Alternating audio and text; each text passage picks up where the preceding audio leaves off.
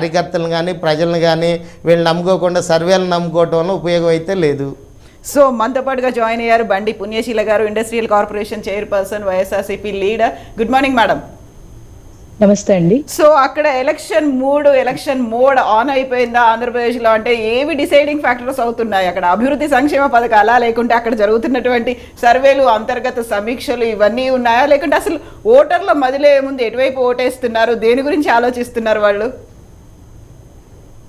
ఆంధ్ర రాష్ట్రంలో ఎప్పుడు ఎలక్షన్స్ వచ్చినా కూడా వైఎస్ఆర్సీపీ విజయకేతనం ఎగరవేయడానికి సిద్ధంగా ఉందండి. ఎందుకు నేను ప్రౌడ్ గా చెప్తాను అంటే, ఇచ్చిన మాటను నిలబెట్టుకుంటూ ఈ రోజు వరకు కూడా జగన్మోహన్ రెడ్డి గారు వర్క్ చేస్తూనే వచ్చారు.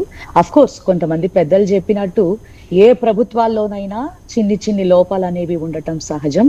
కానీ ఎంత మేరకు నిజంగా ప్రభుత్వం అనేది ప్రజల పక్షాన నిలబడి, ప్రజల కోసం నిలబడి, ప్రజలకు ఏం చేసింది అనేది అల్టిమేట్ గా ఆలోచిస్తారు. ఆ విషయంలో వైఎస్ఆర్సీపీ ప్రతినిధిగా నేను చాలా, ఎందుకంటే గ్రౌండ్ లెవెల్లో, ఎందుకంటే నేను ఇక్కడ విజయవాడలో 34వ డివిజన్ కార్పొరేటర్ని కూడా కాబట్టి నిత్యం ప్రజల్లోకి వెళ్తూ మేము ప్రజలకి సేవ చేసే విషయంలో మేము కూడా ఒక ప్రతినిధిగా ఉంటున్నాం కాబట్టి చాలా ప్రౌడ్ గా మేము తెలియపరుస్తా ఉన్నాం. ఎలక్షన్స్ ఎప్పుడు వచ్చినా కూడా ప్రజల ఆశీస్సులు పొందడానికి మేమైతే సిద్ధంగా ఉన్నాం. సో ప్రజల ఆశీస్సులు మీకే ఎందుకుంటాయని అనుకుంటున్నారు? ఇంతకుముందు మీరు రాకముందు రామ్ గారు చెప్తున్నారు కేంద్ర పథకాలని మీరు ప్రాపర్గా అమలు చేయలేదు, ఇంక్లూడింగ్ అక్కడ కేంద్రానికి ఇవ్వాల్సినటువంటి క్రెడిట్ కూడా మీరు ఇవ్వలేదు అనేది. ఎందుకు ఆశీస్సులు ఉంటాయి మీకే? కేంద్ర ప్రభుత్వాన్ని ఎప్పుడూ కూడా అగౌరవపరుస్తూ మా జగన్మోహన్ రెడ్డి గారు ముందుకు వెళ్ళిన దాఖలాలు ఎప్పుడూ లేవండి. ఎప్పుడు ఏ టైంలో, ఇటీవల పోలవరానికి 12,900 కోట్లు ఇచ్చినప్పటికీ కూడా మాకు ఢిల్లీ నుంచి మోదీ గారి సపోర్ట్ ఉందని ఆయన చెప్తూ వచ్చారే తప్ప, ఎందుకంటే ప్రభుత్వాన్ని సపోర్ట్, ఎందుకంటే ఈ డీమర్జింగ్ ఇష్యూస్ లో ఆంధ్ర రాష్ట్రానికి కొంత అన్యాయం జరిగినటువంటి నేపథ్యంలో మోడీ గారు చేయవలసినటువంటి సపోర్ట్ ఏదైతే ఉందో అది ఆంధ్ర రాష్ట్రానికి చేయడానికి ఆయన చేస్తా ఉన్నారు. జగన్మోహన్ రెడ్డి గారు వెళ్ళి రిక్వెస్ట్ చేసిన మా రాష్ట్రానికి మాకు హెల్ప్ చేయండి అని అడిగినప్పుడు వారు రెస్పాండ్ అయ్యే విధానము ప్రతిదీ కూడా మేము 100% చాలా గౌరవాత్మకంగానే మేము తెలియపరుస్తా ఉన్నాం. మేము దాన్ని మేము ఎప్పుడు కూడా వాళ్ళు సెంట్రల్ గవర్నమెంట్ మాకేమీ లేదు, ఇందాక విశ్లేషకులు గారు చెప్పినట్టు కూడా స్టేట్ గవర్నమెంట్ ట్యాక్సులు కడుతోంది.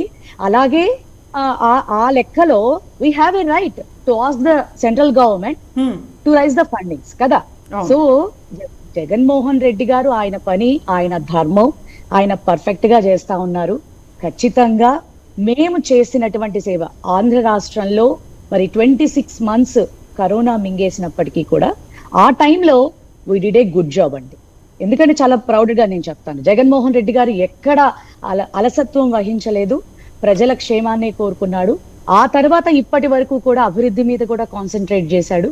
సైమల్టేనియస్ గా ఈ రోజు వరకు కూడా మరి ఆయన ఇంకో మాట కూడా చాలా నిక్కచ్చిగా బహిరంగ సభల్లో చెప్తున్నాడు, నేను చేసిన పని, నేను చేసినటువంటి సేవ మీకు గనక నచ్చకపోతే నాకు నిర్దాక్షిణ్యంగా ఓటేయద్దు.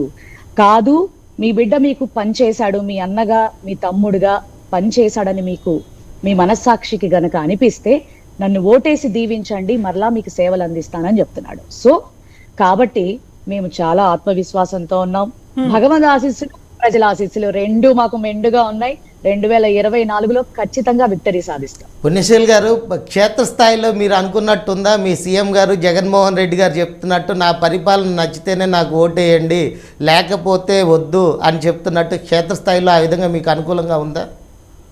అబ్సల్యూట్లీ సార్, ఎందుకంటే నేను కార్పొరేటర్ని కూడా కదా సార్, గడప గడపకి. కరెక్టర్ అండి, మీరు కార్పొరేటర్